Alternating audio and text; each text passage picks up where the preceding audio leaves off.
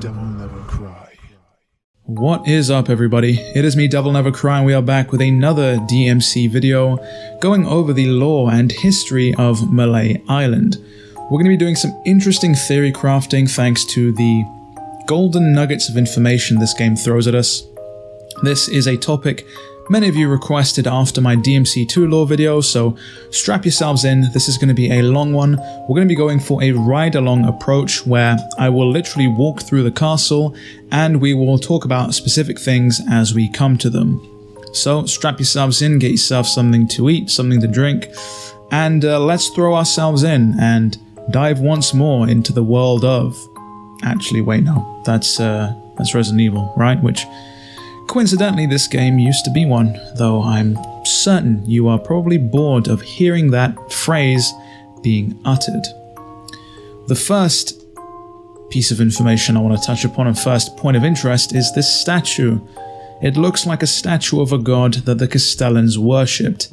Those keen-eyed DMC fans out there will know that this is Mundus, the villain which murdered Dante's family and set him on the path of vengeance, which is why Dante's in this castle in the first place. This whole idea of a demon, worshipped as a god, is a theme that runs throughout the entirety of the Devil May Cry series, and it all started with the original Devil May Cry. As I cinematically and casually slow walk our way across, this is an intense and immense castle, seeing how small Dante looks compared to some of these structures. This is the second point of interest, though, I want to touch upon. It's a statue of a knight who's leaving for a war with the divine forces. Yeah, whatever. Well, the first thing I want to touch upon here is the fact that Dante doesn't necessarily speak all too many lines in this game, so it really is hard to get a sense of his character. And that's where these inner monologues come in when you examine specific items. They provide further context and let us know exactly what kind of half-devil, half-man Dante is. The second point I want to touch upon is this whole notion of divine forces and going off to fight a war. We know they worship demons as a god, so does that necessarily mean that these divine forces they're talking about are demons? Or is it meant in a literal sense where they're supposedly fighting against the forces of heaven, or heavenly beings, angels? The notion of angels perhaps may be a thing in Kamiya's version of Devil May Cry. We know for certain it isn't in Itsuno's, and we know that they've attempted to merge and coalesce the two parallel running sort of DMC lores together with DMC5 to somewhat make this series coherent, though there are a few things like the idea of angels which are still left unanswered. The next point of interest to touch upon is this statue. This must be the Watcher of Time, as you see the hourglass there glowing.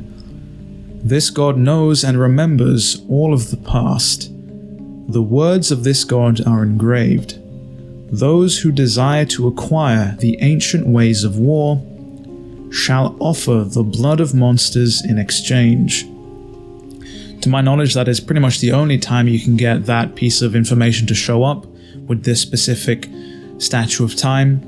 But again, arts of war. What war in particular? These are demonic arts at that, of course. And one possible theory is that it's the war that occurred between Mundus and the Argisax. For those of you that didn't watch my DMC2 video, we know of course that Sparta's uprising against Mundus led into a bloody battle. But before that, there was a war in the demon world fought between two great devil lords, Mundus, the demon prince, and of course, Argisax, the chaos, with them being so evenly matched that the underworld was split in twain, and it was only thanks to Sparta's uprising, sealing Mundus away, which allowed Argisax to take over in that power vacuum. I quickly do want to touch upon some of these other tertiary rooms. You'll see here these trees swaying violently in the wind almost unnaturally as Dante sees the castle's garden from the window, but we'll make our way up to where prisoners of war were actually held.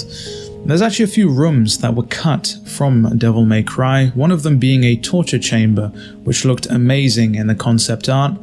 and another, of course, being a giant dining table filled to the brim with marionettes sitting at it nonchalantly, looking incredibly creepy if I say so myself. But this is what we came here to see. All of these books list prisoners and their bail amounts. The room must have been used to hold high-ranking officers captive during times of war. How interesting. This implies, of course, that this castle was run, I guess, morally and democratically, with them obviously holding prisoners of war and not just outright murdering them. I guess maybe the Geneva Convention somehow comes into play here. And of course, times of war. This war they're making reference to is one obviously between humans, not with the demons, because I don't really see demons or humans holding prisoners of war in any sense. We also come to these crumbling stairs. This castle is in complete disrepair. It is incredibly old. 12th century is what is implied or directly stated at the minimum, though it could definitely be older. And we know that the only reason this castle is still standing is thanks to the demonic influence of the underworld. And we know this for two reasons. The first of which is an interview with Hideki Kamiya, where he stated that Mallet Island is the island that is the physical point that is closest to the underworld at all times. It is a mystery and enigma, and it only stays as such thanks to it moving constantly throughout the night. Because after all, if it was found easily, it wouldn't really be much of a mystery.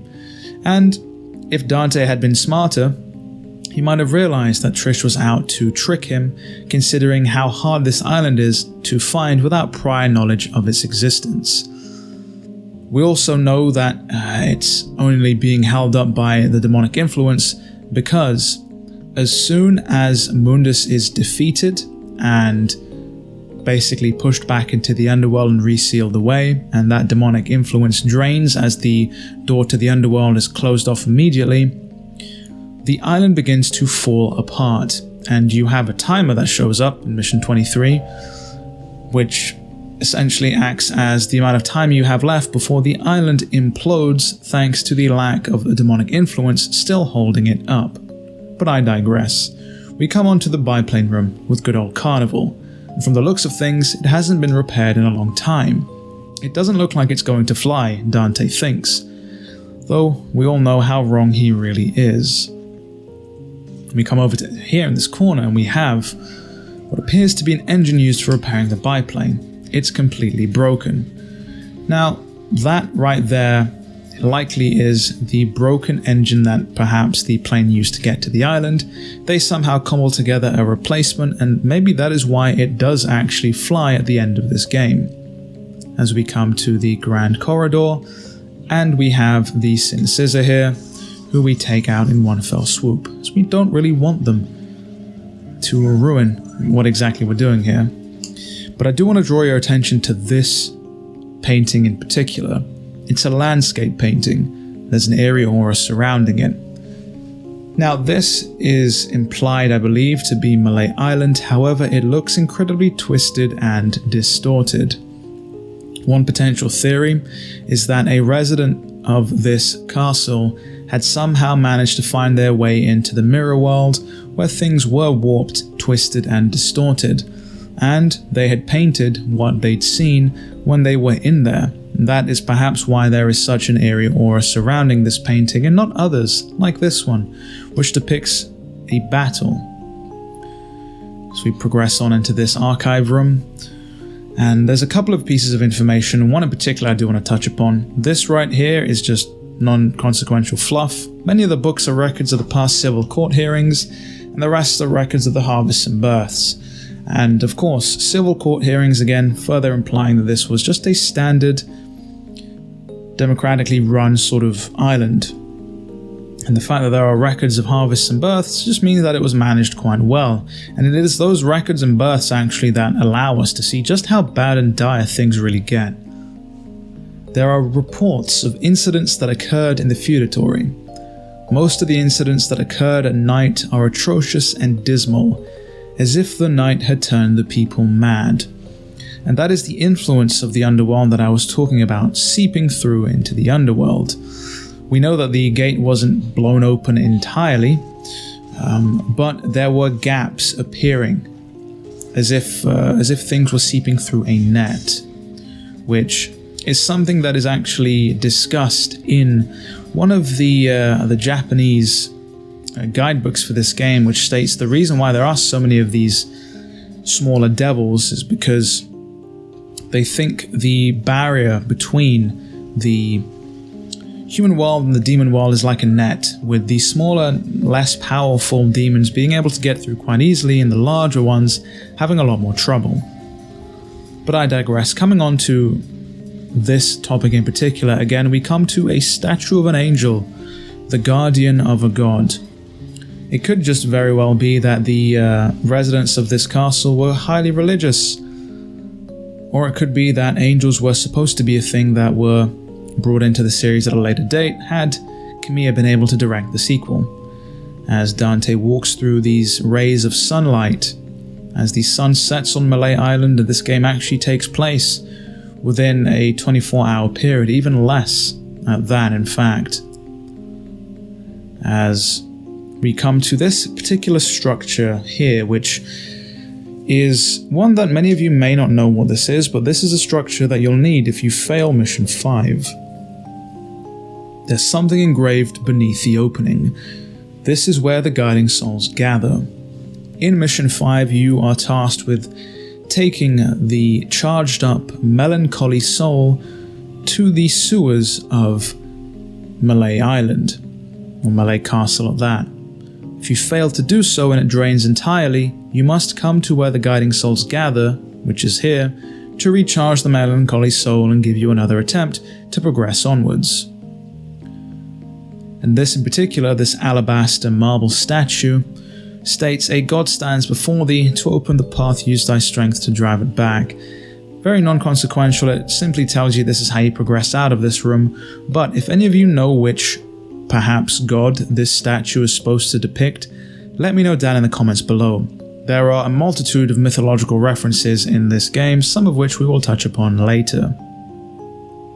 As we find ourselves throughout the hidden area of the library, which is interesting to me, a bit of cool environmental storytelling, as this room filled with, I guess, dead trees and butchered trees at that, with the books and pages, is slowly being reclaimed by a demonic tree, I suppose you could say, or a tree under the influence of the demon world, as it slowly creeps across and begins to take back its territory. And we come to the library, and this is where we get a cascade of information, an absolute exposition dump. Let's start with this corner in particular. There's a book written about the administration run by the successive Castellans. The latter Castellans imposed ridiculous taxes and barbaric executions. Why am I reading this? So, we know that for a time, this castle was not under the influence of the demon world, and as such it ran perfectly fine. But, thanks to the influence of Mundus and the underworld, the latter Castellans began doing crazy things like incredibly high taxes and ridiculously barbaric executions. As to why, well, I do have a theory on this, and we're going to get into that as we come to this next piece of information here. There's a book written about the rearing of this castle. It states that during the late 12th century, the castle had gone through a number of modifications since its establishment as a citadel. The last sentence in the book states, "Why have the successive Castellans modified this castle so repetitively and unnecessarily? Were they possessed by some kind of evil spirits?" A bit on the nose there, but yes, I do believe that the Castellans were somewhat possessed by spirits from the underworld and under their influence, and that is why they imposed incredibly high taxes. They needed the money, or the funds, I suppose, to justify spending it on successive modifications that were seen as unnecessary, and anybody who got in the way of that was essentially barbarically executed, to silence dissent and to act as a motivator to essentially shut up and let them get on with what they were doing, which of course is modifying the castle to the needs of Mundus to essentially come back into the human world. And arranged on this shelf are many books pertaining to the art of alchemy. This again ties into the influence of the underworld. Many of you know alchemy was a real thing, as some see it actually in fact as the grandfather or the progenitor, the genesis of modern science, where for the most part people made all sorts of, or attempted, should I say, to make all sorts of crazy things. Turning impure, essentially metals into gold, which obviously is not a thing. You can't turn inert metals into gold. That's not how that works.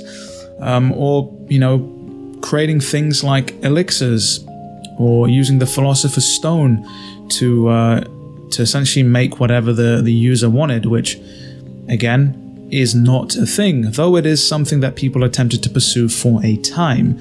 And as many of you know that have played this game, the Philosopher's Stone and Elixir are key items that you need to open the underworld.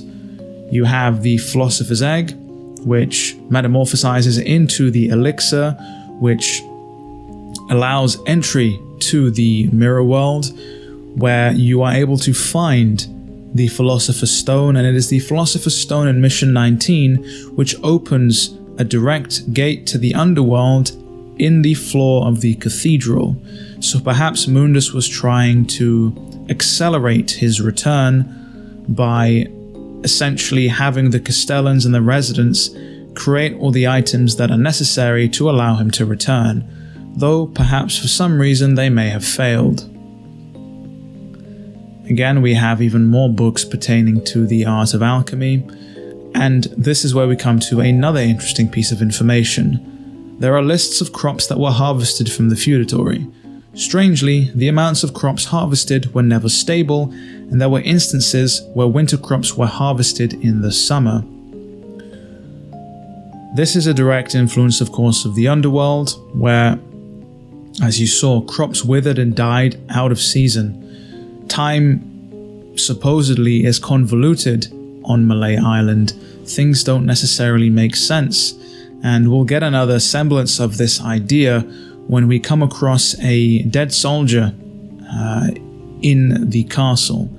This right here is where we would have found the shotgun, a modern weapon by anybody's sort of standards. What exactly it was doing in a 12th century castle? Well, time being convoluted definitely is a theory which makes sense. There are books relating to black magic and rituals from all parts of the world. Whatever. Again, perhaps knowledge that Mundus himself had imparted on the residents, or perhaps they were given a task to essentially do whatever they could to open up this gate to the underworld, and it was their own research that led them to things like black magic. Ultimately, things that Dante has seen essentially in his day as a handyman who essentially exterminates demons for a living, and so to him it's more of a whatever sort of sense. He doesn't care. He's here on the island to kill Mundus. He doesn't need to read about black magic. And you can see this entire suite of the library is focused on black magic. Making our way to this top end corner here as we walk dramatically.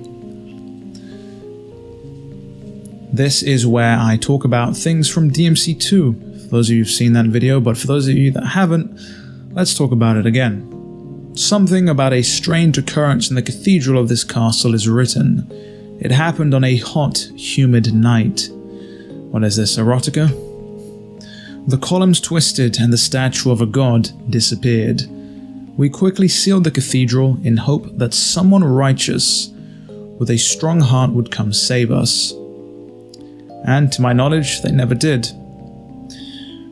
You can see that they essentially closed off the cathedral and the columns are twisting and warping, which they still are, perhaps due to the appearance of Phantom and of course the influence of the underworld. After all, the heat in that room does rise rapidly thanks to the appearance of Phantom the lava spider. The statue of a god disappearing, though, of course, is a direct influence of the underworld's power, where you'll see that the only statues of God left are those of a supernatural form, such as the Watcher of Time or Mundus himself. There's a notable prophet who has been referenced here, which we don't really hear of at all throughout the rest of the game or the series, but going on to what they say here, there's a word left by a notable prophet. When he visited this castle, it states, "Pluto shall come on the promised date and separate heaven and earth. One with black wings of treachery shall come and stand in Pluto's way." As I'd briefly touched upon before with the references to mythology, Pluto is the Roman god of death, stated to, or implied in this sense, to be Mundus himself, where a notable prophet essentially foretold the appearance of Mundus. Perhaps they themselves had some sort of paranormal powers, but we'll never know. But Mundus essentially shall come on the promised date and separate heaven and earth. One with black wings of treachery shall come and stand in Pluto's way. Now, this can be taken in two ways. The first of which, of course, may be the uprising of Sparta, with black wings of treachery, of course, or in this instance, some may think that it is the appearance of Dante. One with black wings of treachery will stand in Mundus's way as he separates heaven and earth. Again, another mention of heaven, though we do not get any semblance of confirmation as to what exactly they mean. But that is essentially it for the library, and we are now able to press on. This is the cathedral, which houses the Pride of Lion. You'll see here that these are puppets who are essentially evil spirits who have taken on and essentially possessed giant puppets. As to why they are here in the first place, we don't know. But I can confirm for you that they are indeed evil spirits, and they are not the puppets themselves that are the enemies. Low-class evil spirits that borrow the bodies of puppets in order to exist in a physical state. The puppets perhaps are implied to be makings of the Castellans. Perhaps they had told their residents that they need to make puppets, and the Castellans, for fear of, well, the residents, for fear of being barbarically executed, decided to go along with it instead of being murdered for saying no. Heading on back to the incredibly weird suspended bridge, we come across again another piece of mythology. This symbol represents the staff of Hermes that's used in the art of alchemy. I can feel some kind of mysterious force, but I just can't quite understand yet. That symbol, the winged staff with the two coiled snakes, is indeed the staff of Hermes, though in Roman mythology it is the staff of Mercury, the caduceus, Mercury being the messenger of the gods. This is an alchemical symbol, but funnily enough, this is a medicinal symbol as well. You can see this symbol still in modern day hospitals and on the side of modern day ambulances, so next time you see the caduceus, perhaps you'll think of DMC and alchemy at that, as we drop into this subterranean Atlantis, and we're going to get onto a few interesting tidbits. These enemies here are the Sargasso. Funnily enough, the Sargasson Sea is an actual thing, though I don't think that the island is located in the Sea of Sargasso, though it would be interesting if it was. As we make quick work of these enemies, there's one final tidbit that I want to touch upon, which you can see there in the background, covered in another previous video, and that is a World War II era fighter plane, which has obviously crashed there. What's interesting is, well, the theories behind it. Did this attempt to fly over Mallet Island and it was shot down for doing so? Did it stop off at Mallet Island and attempt to refuel? Did it crash land? No one knows. What we do know, though, is that time, again, throughout Mallet Island is incredibly strange, and things appear together when they really shouldn't, if that makes sense. We find ourselves here in the bedroom of the Castellan, and you'll see here a mirror. It's an amazingly beautiful mirror, but still there's something dark and evil deep within its reflection, as if it's trying to suck me inside. Dante's not wrong there. That is a mirror that leads to the underworld, and not a nice mirror, not a nice place to be, full of nobodies. As we press on to what seems to be a seat of some sorts, there are documents here that were probably used for diplomacy with the neighboring countries.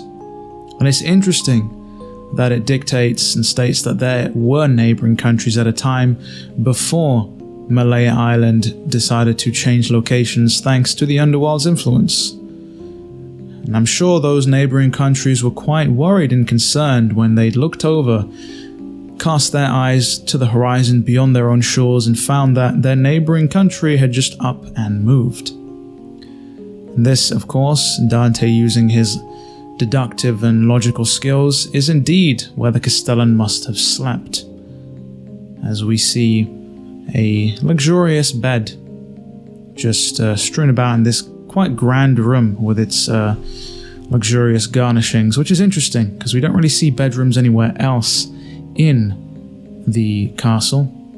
Perhaps they had their own beds and houses in the castle grounds somewhere, which we never find, thanks to the Canyon of Mist and its ever-changing puzzle. There's a portrait of the Castellan and his spouse placed above the fireplace. Cute. We know the Castellan definitely had a spouse. We know that there were later and successive Castellans, and we don't quite know what happened to the residents, though it can be implied that they went mad with the influence of the underworld and slaughtered each other. And there's a note left by a Castellan. Often I feel that the time passes awkwardly around here. In some places the flowers never die, in others they wither ever so quickly. I cannot stay here very long, for I know my sanity will leave me. And that is the last we ever hear of that Castellan. Who knows what happened to them? Did they escape? Did they leave? Chances are they didn't, but they can dream, right? Pressing on, we actually come to what I'd briefly touched upon before, which is the soldier, which is now nothing but a skeleton because he's been here quite some time.